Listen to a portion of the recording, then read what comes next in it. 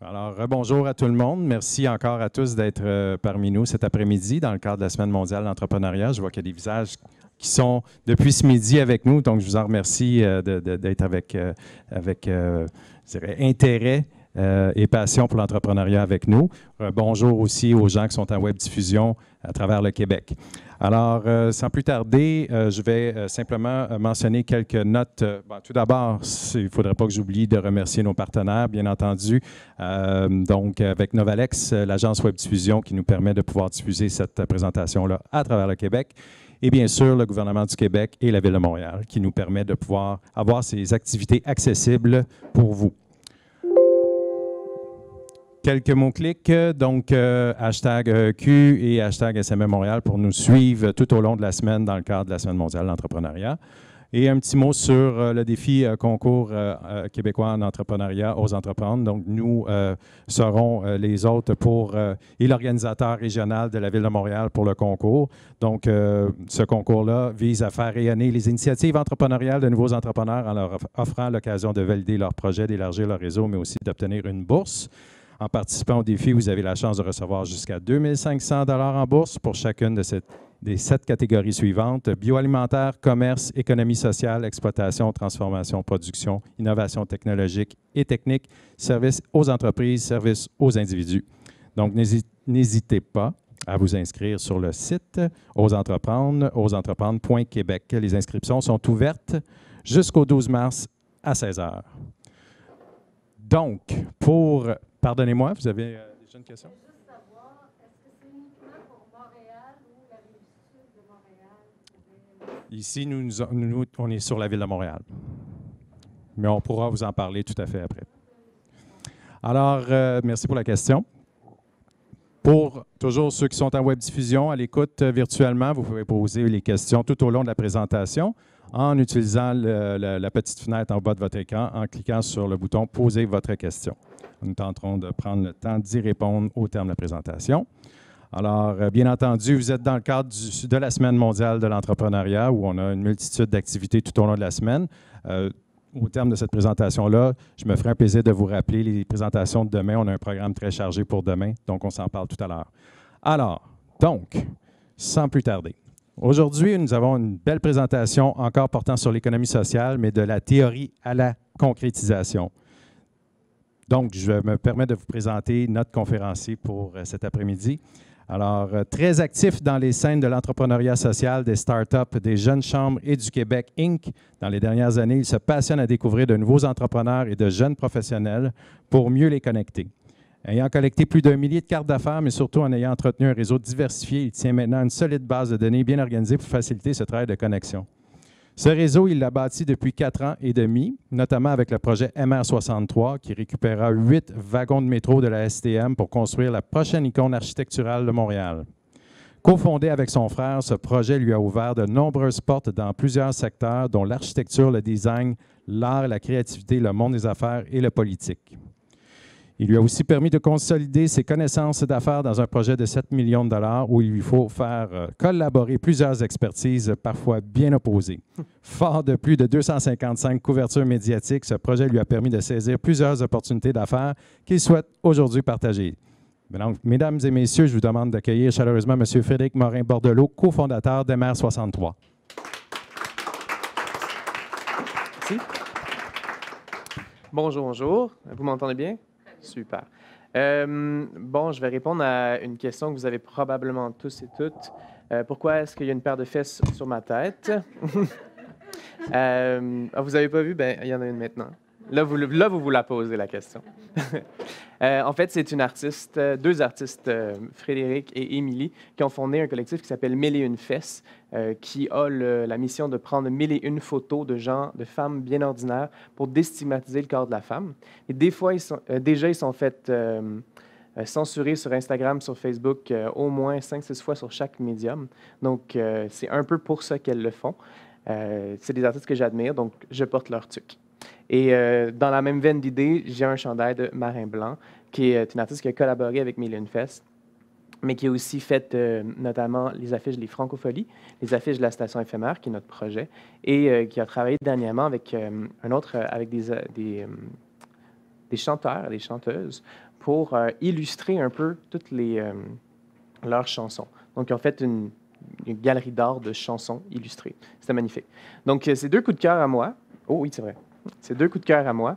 Et je voulais vous les présenter avant de commencer. Donc, MR63, ça, c'est notre compagnie. C'est parti d'une idée folle à mon frère et moi. On était...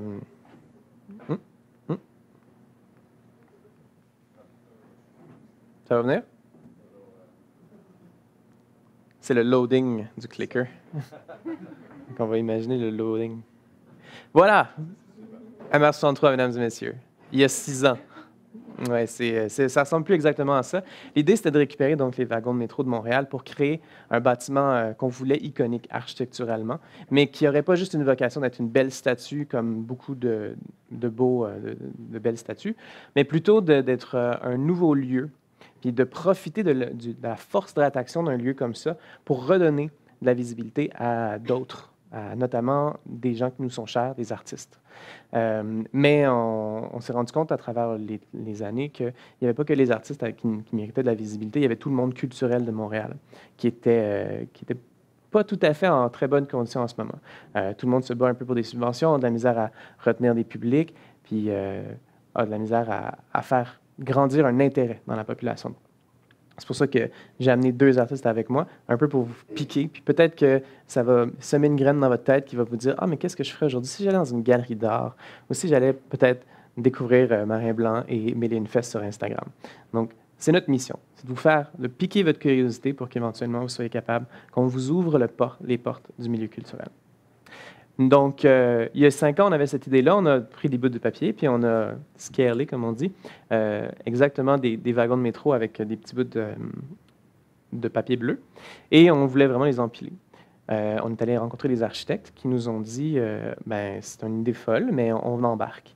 Et à travers les années, ils nous ont dessiné. Ah, je suis au centre. Ouais.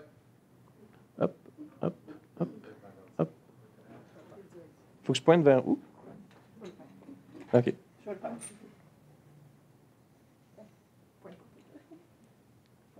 Voilà. Donc, ils nous ont dessiné ça. Ça a pris 6 ans pour qu'on arrive à ça, mais on y est arrivé. Donc, l'idée, c'est vraiment de créer un complexe qui serait recouvert d'un bâtiment de verre dans lequel on aurait des wagons de métro MR63 sur 3 étages. Au premier étage, ce serait plus un comptoir dégustatif pour déguster les produits locaux. Donc, une fois que tu as un café en main, tu as une bière en main, tu vas au 2e, 3e étage, puis c'est là où est-ce que tu découvres les artistes, mais aussi les designers. La culture, à Montréal, c'est très large. Selon Wikipédia, la culture, c'est tout ce qui nous représente, qui est notre identité. Mais on ne voulait pas aller aussi loin que la religion, notre langue, notre histoire. On s'est concentré sur 3 points, 3 secteurs, disons, qui sont importants à Montréal. L'art, le design et la gastronomie. Donc, 3 étages, 3 secteurs. On était comme conceptuel avec toutes les 3. Donc, je suis là pour vous parler d'économie sociale, puis vous dire que oui, c'est possible de construire un bâtiment avec une structure d'économie sociale. C'est même probablement plus facile, de toutes sortes de manières. Surtout quand on part de rien. Ça, c'est mon frère et moi. Quand on a récupéré notre premier wagon, il y a de cela à peu près 1 an, on était très contents. Puis c'est avec lui et une autre personne qu'on a fondé notre premier CA. Donc, on était 3, le minimum requis par la loi pour qu'on fonde un CA. Puis, on était tous les 3 sur le CA, puis on a parti ça avec à peu près 0 idée de ce qu'on faisait. Mais ça ne nous prenait pas plus. Après ça, oui, c'est bon. On a écrit notre mission, on a fait un plan d'affaires. Notre mission qui a un peu évolué à travers les années, restait quand même sensiblement la même dans son fond, c'est-à-dire de piquer l'intérêt du grand public envers les talents locaux de Montréal pour la culture. L'échéancier, on a dressé un échéancier. Là, on est rendu à l'étape 3 même. On est rendu plus loin que où est-ce qu'on était. L'étape 1, c'était le pré-démarrage, donc fonder le CA. Maintenant, on est rendu 7 sur le CA. Il y a des experts dans tous les domaines qui nous concernent. Donc, dans le monde des arts, de la culture, dans le monde du développement durable, évidemment, quelqu'un en droit, quelqu'un en comptabilité. Donc, on a réussi à non pas créer un conseil qui nous dirige ou qui nous domine, mais plus un conseil qui est un advisory board, mais en même temps qui nous conseille et qui nous domine légalement. Et ils le font très bien. D'ailleurs, le dernier CA était la semaine passée. Ça a brassé un petit peu. Ils nous ont remis sur la bonne voie. Mais au début, même si ça me faisait mon frère et moi, ça nous faisait peur. Puis ça nous teintait un peu notre expérience.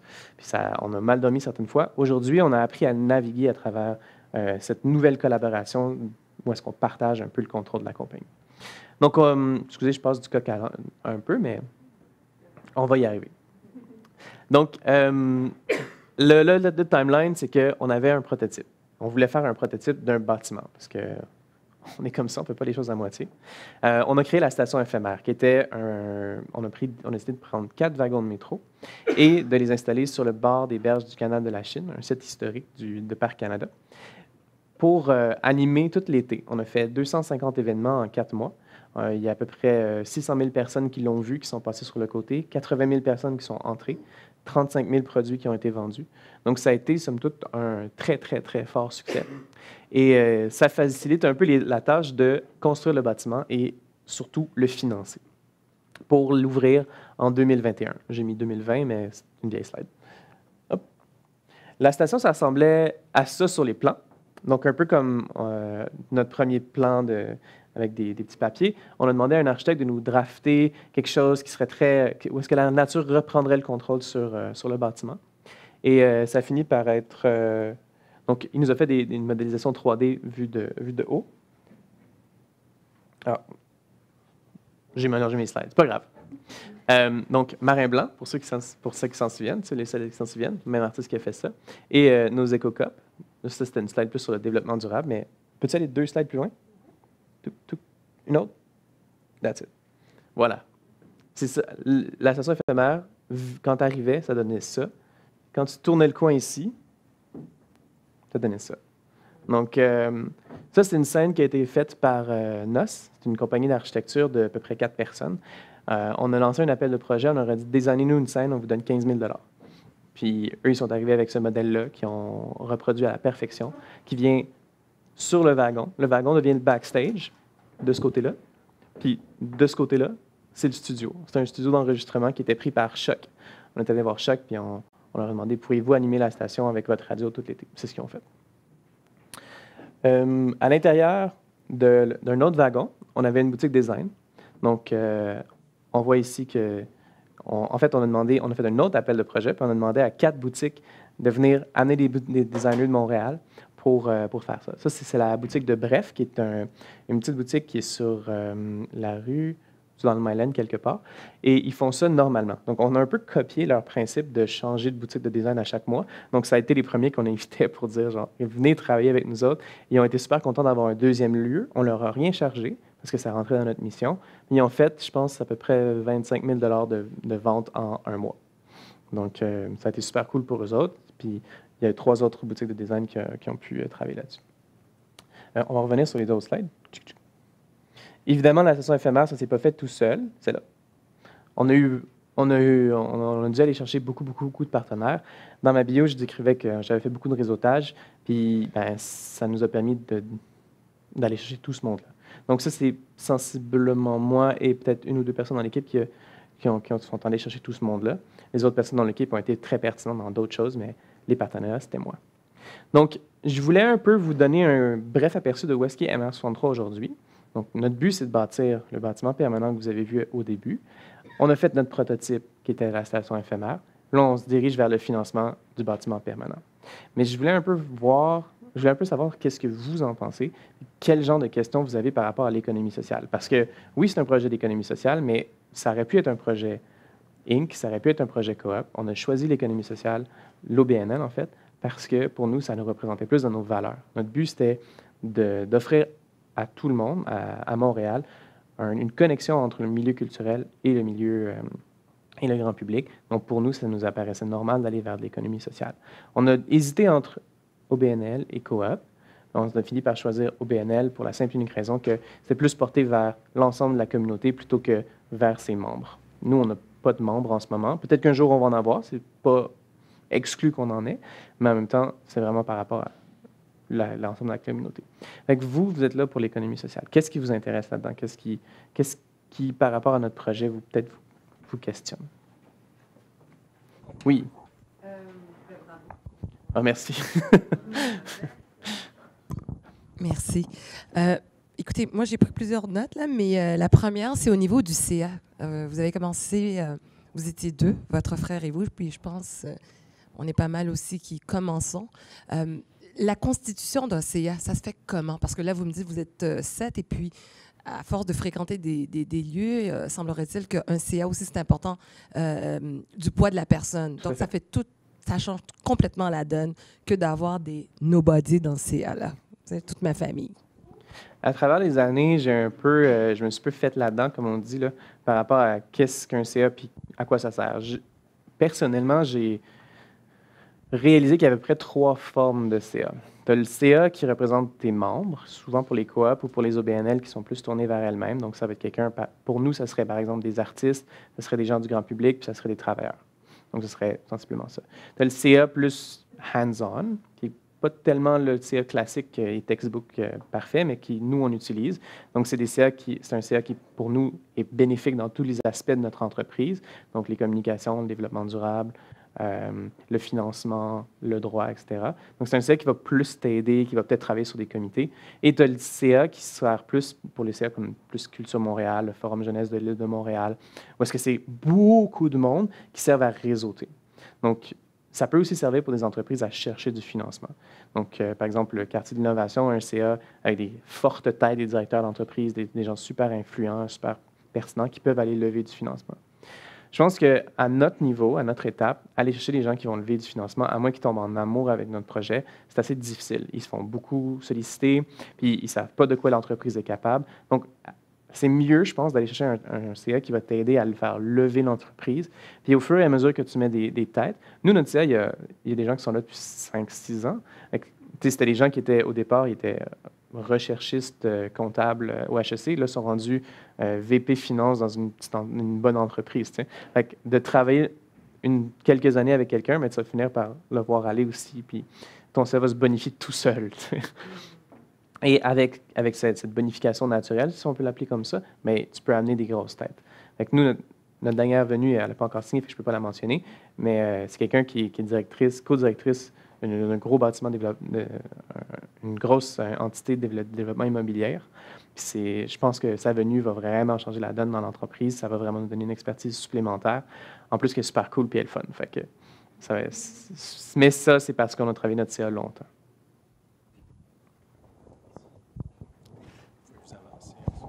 C'est pas moi qui choisis. Fait que Merci pour votre présentation. Au fait, ma préoccupation, c'est de savoir, et en rapport avec le statut de votre travail, vous avez parlé d'un organisme à but sans lucratif. Oui. Et en même temps, nous sommes dans un esprit d'entrepreneuriat. Et quand on parle d'entrepreneuriat, on parle de business. Est-ce que vraiment ça rime?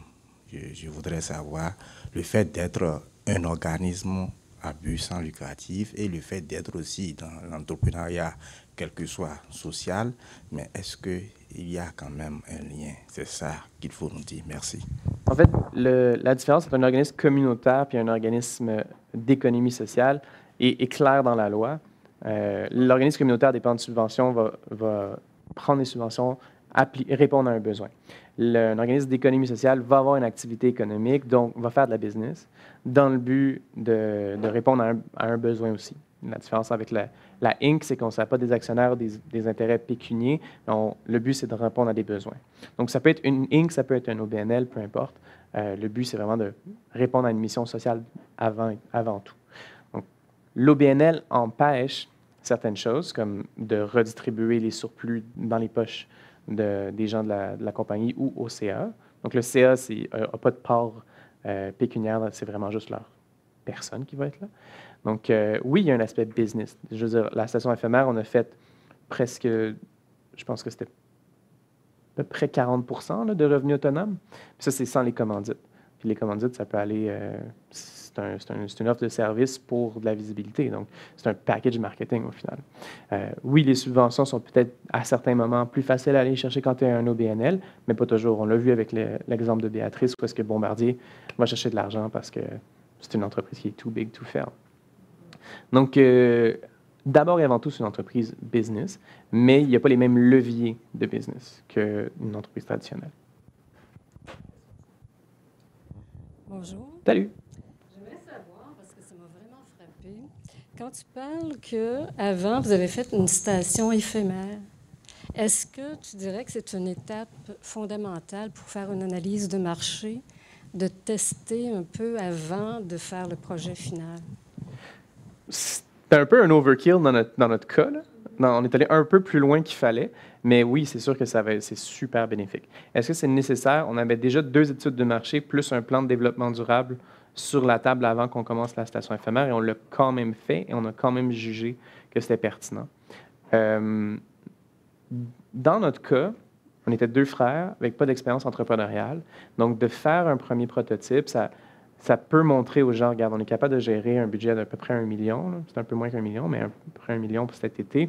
On est capable de gérer un projet de 7. C'est un gros saut, mais comme, concrètement, on n'est pas personne. On a une équipe, elle est pertinente, on est capable de le faire. Fait que c'est définitivement plus que juste une étude de marché. Je pense que dans le cas d'MA63, c'était nécessaire. Pour différentes raisons aussi, là, je veux dire, fallait sortir les wagons cette année, puis on ne pouvait pas les mettre dans le building avant dans 2 ans.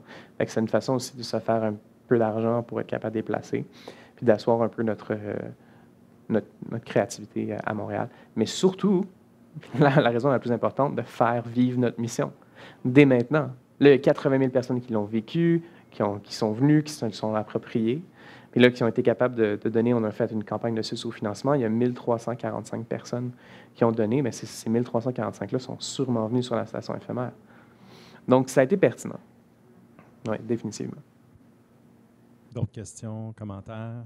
Ah, madame, je sais pas. Bonjour. Bon, moi, je suis ici un peu par curiosité parce que l'économie sociale, c'est un peu nouveau sur le marché. C'est comme un nouveau concept. Bon, vous avez dit que ça reste quand même assez petit là au début. Vous avez dit que le CA ne peut pas être constitué des membres de notre famille. Bon, c'est évident, on l'a compris, mais vous pouvez nous dire comment on peut faire appel à des personnes pour constituer un CA? Parce que... Oui. Je pense que tu peux... Moi, je suis avec mon frère sur le CA encore aujourd'hui, donc tu peux faire appel à ta famille pour être sur le CA. C'est peut-être pas la meilleure... C'est pas top. C'est parce que quelqu'un qui va donner de l'argent va dire c'est toute ta famille qui gère le truc. C'est pas... Mais si tu veux partir, tu as besoin de 3 personnes, mets des gens de ta famille et change-les au fur et à mesure. T'sais. Moi, je ne suis pas textbook parfait avec mon entreprise d'économie sociale, mais il faut ce qu'il faut. Je reste légal, par contre. Je reste très, très, très légal. Pour ta deuxième question de où est-ce qu'on les trouve, il y a un super événement que Concertation Montréal organise chaque année, où est-ce qu'il invite plein de monde qui veulent sur des CA, puis plein d'organismes mais c'est des organismes qui sont peut-être un peu plus établis. Donc, c'est plus pour bonifier ton CA plutôt que pour fonder ton CA. Ah, je me souviens pas du nom, mais regardez Concertation Montréal, puis regardez CA ou appelez-les. Oui, c'est CMTL.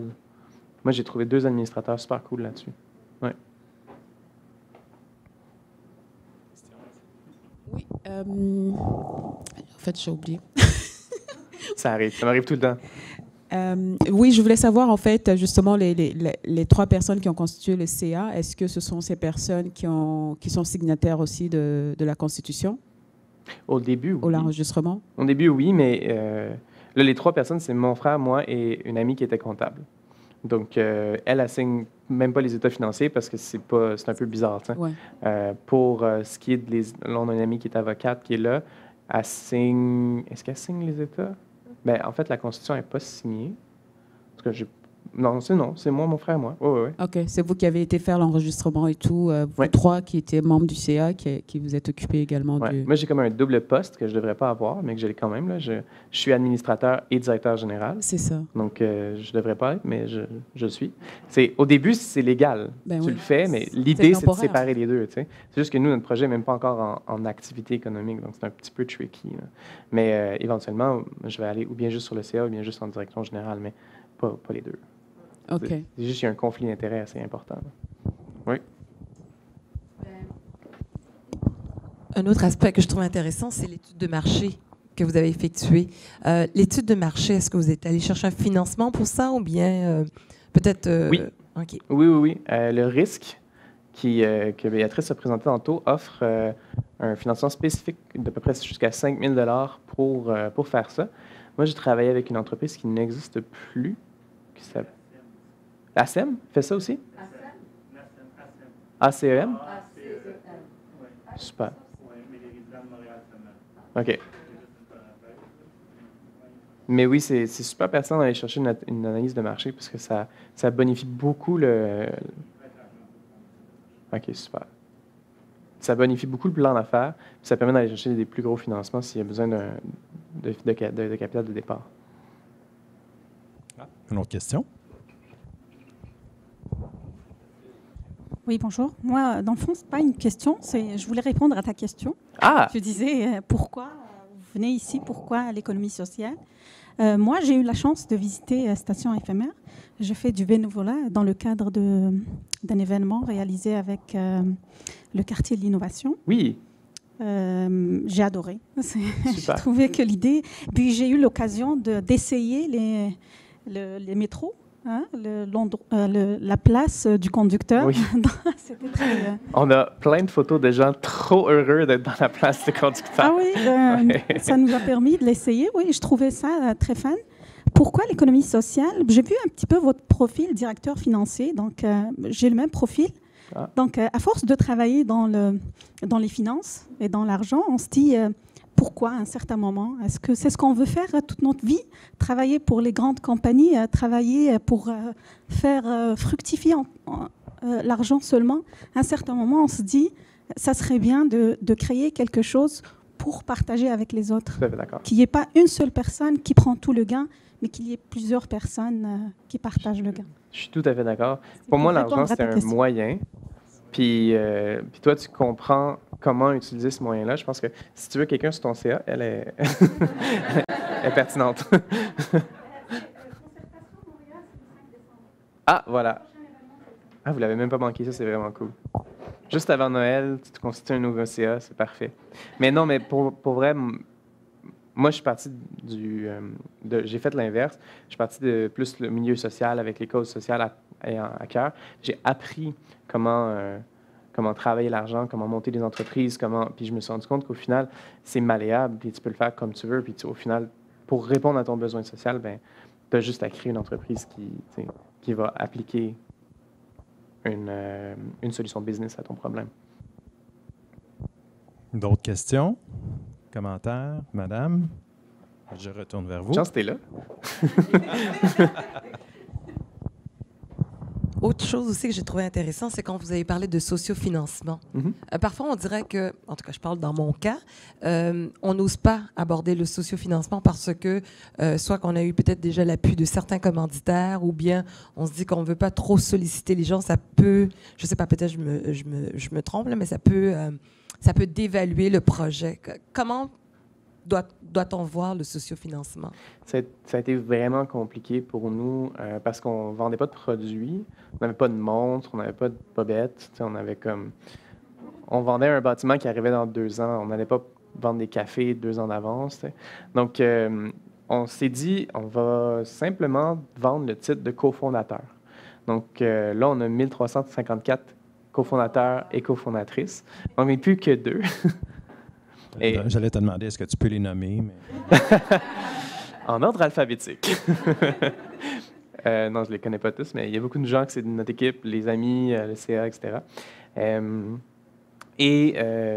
Bien honnêtement, ça a été comme la seule façon de le faire. Et c'était pas une expérience qui était tout à fait facile ni totalement agréable. Parce que oui, moi, j'avais une bonne base de données de plein de monde, de mon LinkedIn, de mon Facebook, de Gmail que je collectionnais à travers les années.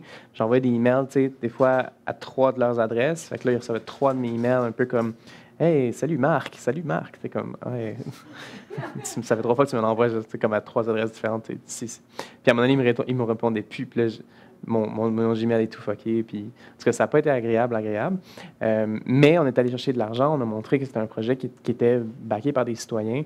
Et c'est quand même 1353 personnes qui ont donné de l'argent comme pour avoir leur nom sur le bâtiment. Donc, ça démontre aux commanditaires comme aux financiers qu'il y a une communauté derrière qui sont prêts à investir sur le truc. Donc, c'est pas rien. Puis, c'est pour ça qu'on l'a fait, puis c'est ça qu'on a atteint. Excellent. Est-ce qu'on a le temps pour une dernière question? Madame, c'est un abat. Alors, dans l'étape, là, c'est-à-dire que vous avez fait le sociofinancement et par la suite, vous êtes allé chercher des partenaires financiers parce que je trouve ça intéressant, les noms que vous aviez. Puis, je me dis, waouh, tu frappes à la porte avec une idée aussi loufoque, quasiment. Étrangement, on a fait le contraire. Ouais, on est allé chercher tous les partenaires financiers puis on a fait le sociofinancement après. Donc, l'idée, c'était... en fait, j'avais une facilité, disons, avec l'approche des fonctionnaires politiciens. Donc, les subventions, le premier montant d'argent que j'ai eu, c'est une subvention. Ensuite, je connaissais quelques personnes qui travaillaient dans les grosses entreprises, qui organisaient certaines commandites. Donc, je suis allé m'asseoir avec plusieurs fois pour un peu drafter un plan de commandite. Là, on a rentré sur notre CA quelqu'un qui est une spécialiste de commandite. Donc, elle m'a tout coaché comment faire les commandites. Avec les commandites, ça m'apparaissait comme, OK, logique. Go, on a fait les commandites. Là, on a fait la station éphémère, puis on s'est dit, on veut lancer un appel à la population. Il n'y a pas de meilleure place que pendant la station, avec les 80 000 personnes qui passent, que, pas chaque jour, là, mais durant la station, de leur demander, « Hey, voulez-vous devenir cofondateur du bâtiment permanent? » Parce que tout ça n'est qu'éphémère. Hein? Éphémère. Donc, on a lancé la campagne après. Est-ce que c'est une bonne ou mauvaise stratégie? Je pense que oui. A posteriori, c'est une bonne stratégie parce que je pense qu'on n'aurait pas eu autant de monde si les gens n'avaient pas été d'abord engagés. Parce que donner de l'argent, entre guillemets, dans le vide, là, tu n'as rien en contrepartie, c'est pas évident. Puis il y en a qui ont donné beaucoup. Là. C'est tout? J'aurais peut-être une dernière question pour toi, Frédéric. Ouais. Si tu avais un seul conseil à donner à nos entrepreneurs qui souhaiteraient... tu as une liste. Ouais. Ben, juste ou un conseil ou une information que tu aimerais partager aux gens qui souhaiteraient se lancer dans l'entrepreneuriat social, ça serait quoi? Ce que je comprends, c'est que vous êtes pas mal plus au niveau du début. Donc, vous initiez des entreprises ou vous commencez avec vos entreprises. Profitez de ça. Une fois que ça part, ça devient 2 fois plus tough. Au début, quand tu commences, tu ne lèves pas le financement, etc., tu es comme « My God, c'est tellement difficile l'entrepreneuriat. » Mais rendu après, où est-ce que tu as des employés, tu as des fournisseurs qui vont après, tu as le cash flow à gérer, tu as tout ça, puis là, c'est 2 fois plus de pression. Bien honnêtement, posez-vous la question, est-ce que j'aime gérer des équipes, des chiffres, du droit, des choses, ou est-ce que j'aime une chose en particulier? Est-ce que je le fais pour répondre à un besoin social? Si vous répondez à un besoin social seulement, essayez de vous trouver une entité qui fait ça, parce que vous allez être plus efficace, plus heureux là-dedans. Si jamais vous aimez gérer, fondez une entreprise sociale. Donc, voilà. Merci beaucoup du conseil, puis merci du partage aujourd'hui, Frédéric. Merci. Merci à vous. Donc, ça termine notre conférence pour aujourd'hui. Puis, j'en profite pour vous inviter à participer à d'autres conférences parce que demain, ça se poursuit. Alors, on a un beau programme en perspective, 6 conférences sous le thème « L'entreprise de demain ». On a d'abord, demain matin, nouveau modèle d'affaires avec Philippe Richard Bertrand. Ensuite, se joindra à nous Marc Bédard de la compagnie électrique Lyon, donc le pari gagné de l'électrification des transports. Un brillant exemple d'économie circulaire avec David Côté, cofondateur des jus Loop. En grande conférence sur l'heure du midi, nous aurons Julie Roy et Karel Méran de la Fondation David Suzuki pour nous parler de l'entreprise de demain. L'impact social comme vecteur de croissance avec l'entreprise Novalex. On a parlé de B Corp beaucoup ce midi. Novalex se spécialise dans le domaine. Enfin, pour terminer, un panel ou une présentation plutôt sur le cannabis, les mythes et réalités du marché. Donc, pour vous inscrire ou consulter la programmation, je vous invite à aller sur le site québec.com/SME. Merci beaucoup. Bonne fin de journée à tout le monde.